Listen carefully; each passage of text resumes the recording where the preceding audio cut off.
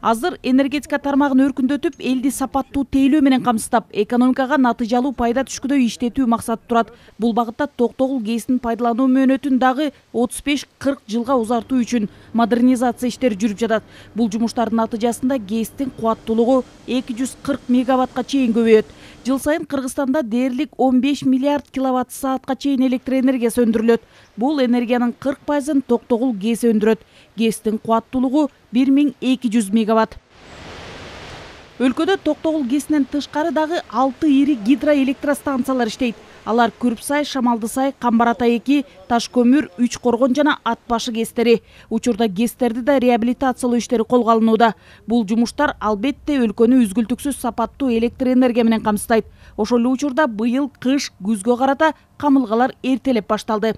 Веерных отключений не будет. На сегодняшнем, сегодня в рамках подготовки ОЗП местами отключается электроэнергия. Это с утра до вечера. Электр энергиясы маал менен өчүрүлбөйт. Бүгүнкү күндө кыш күзгө даярдык көрүүнүн алкагында айрым жерлерде эрте менен кечке чейин жарык убактылуу өчүрүлүп жатат. Бул оңдоо иштерине гана байланыштуу. Ошондуктан биз жарандарды буга түшүнүү менен кароого чакырабыз.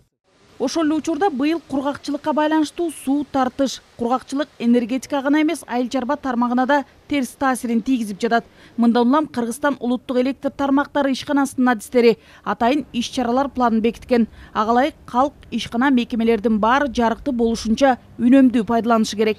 Эгер азыр электр жарыгы үнөмдөлсө, суук түшкөндө түйшүк жаратпайт. Мисалы үчүн кышында үйлөрдү электр энергия менен жылытып атпайбызбы? Ошону электр энергия эмес, башка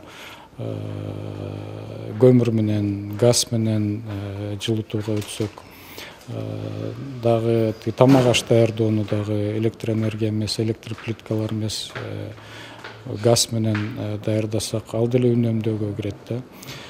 Мисалы үчүн үйлөрдө лампочкалар, жөнөкөй эле лампочкалар, жана светодиодный деген болот, ошолорду колдонсок дагы бир топ эле электроэнергияны үнөмдөсөк болот да.